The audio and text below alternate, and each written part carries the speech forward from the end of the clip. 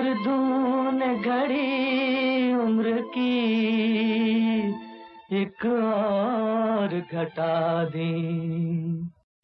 किसके लिए रुका है, किसके लिए रुकेगा, करना है जो भी कर ले, ये वक्त जा रहा है, ये वक्त जा रहा है, किसके लिए।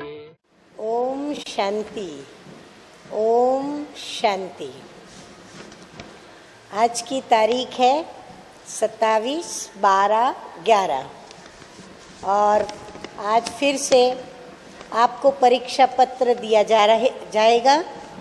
आप सोचते होंगे कि होमवर्क के रूप में परीक्षा पत्र क्यों दिया जा रहा है।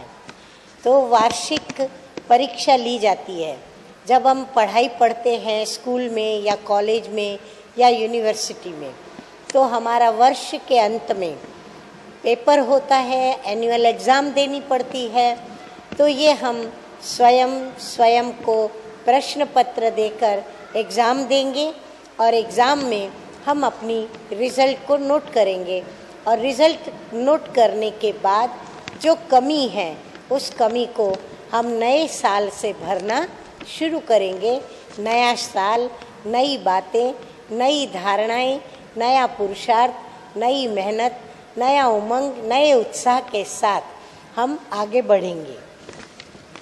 तो आज की ज्ञान मुरली के अंदर हमें मीठे मीठे बाप दादा ने पुरुषार्थ के लिए 15 श्रीमत जो शिक्षा के रूप में दी है वो हम सभी नोट करेंगे।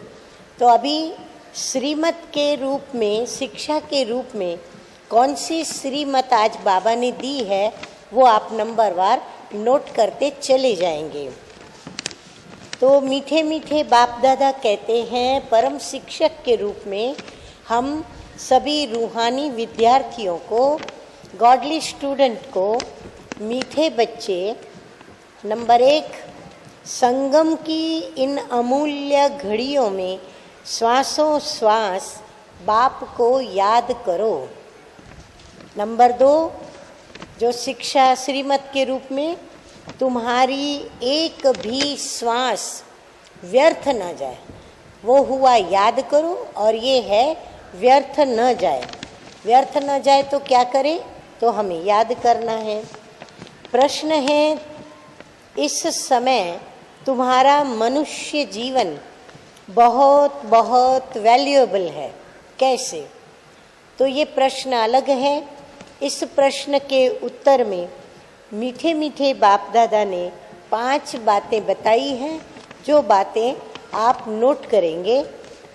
नंबर 1, इस जीवन में तुम बाप के बच्चे बन बाप से पूरा वर्षा लेते हो।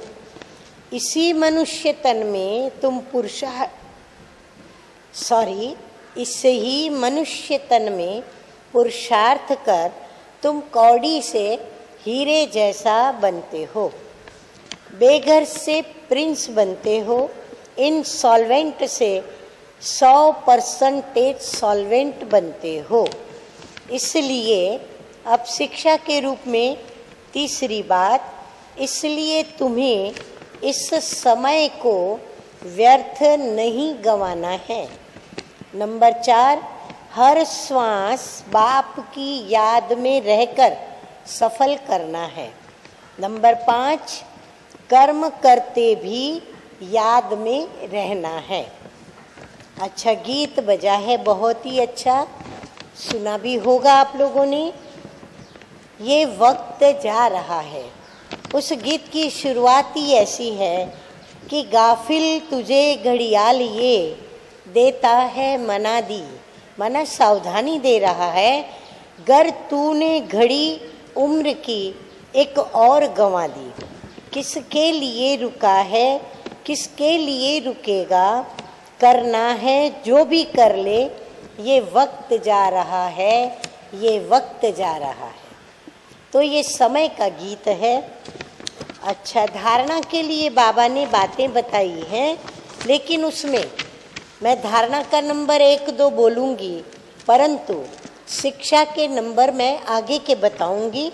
धारणा का नंबर 1, अपना तथा दूसरों का जीवन हीरे जैसा बनाने की सेवा करते रहना है। ये है शिक्षा नंबर 6 या श्रीमत नंबर 6। अब श्रीमत शिक्षा नंबर टाइम, मनी और एनर्जी बर्बाद नहीं करना है। धारणा का नंबर है 2, परंतु शिक्षा और श्रीमत का नंबर है 8। दूसरों का कल्याण करने के साथ साथ अपना भी कल्याण करना है। नंबर 9, बुद्धि रूपी झोली में ज्ञान रत्न धारण कर दान भी करना है। वरदान आज का, जो कि हमारा स्वमान भी है, तो उसमें स्वमान क्या है वह मैं आपको आगे नोट कराती हूँ। वरदान है, एक बाप की स्मृति से सच्चे सुहाग का अनुभव करने वाले भाग्यवान आत्मा भव। तो मेरा स्वमान है, मैं भाग्यवान आत्मा हूँ, क्योंकि भाग्य विधाता स्वयं मुझे मिला है और वो स्वयं मेरे भाग्य की रेखाएं खींचकर मेरा भाग्य 21 जन्मों के लिए बना रहे हैं। अतः स्वमान है, भाग्यवान आत्मा हूँ। अच्छा, अब नंबर शिक्षा श्रीमत का 10, जो किसी भी आत्मा के बोल सुनते हुए नहीं सुनते, अर्थात मीठे मीठे बाप दादा कहते हैं कि हम किसी भी आत्मा के नेगेटिव या अयोग्य या गलत बोल सुनते हुए नहीं सुनना है।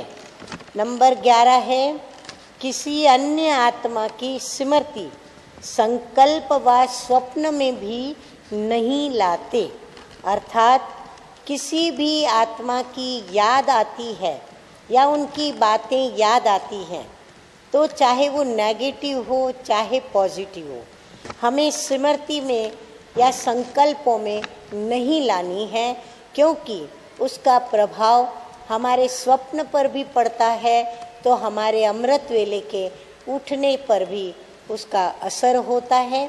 इसलिए हमें वह संकल्प नहीं करने हैं, ताकि हम बाबा की याद में सोएं और बाबा की याद में स्वप्न देखें और बाबा की याद में हम अमृत वेले गुड मॉर्निंग बाबा को करते हुए उठें।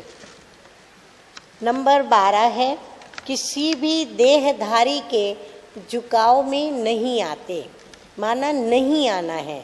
बाबा का कहने का भाव ये है कि हमें किसी भी देहधारी की विशेषता या गुण या उनकी शक्तियाँ देखकर उनके प्रभाव में, लगाव में नहीं आ जाना है, झुकाव में नहीं आना है। नंबर 13, देखो नंबर 13 अंक कितना अच्छा है, 13, और बात भी वैसी ही है। एक बाप दूसरा ना कोई, मैं तेरा तू मेरा। हाँ, तो 13 नंबर है, एक बाप दूसरा ना कोई, इस स्मृति में रहना है।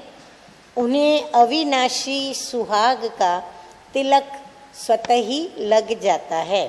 नंबर 14, ऐसे सच्चे सुहाग वाले ही भाग्यवान है।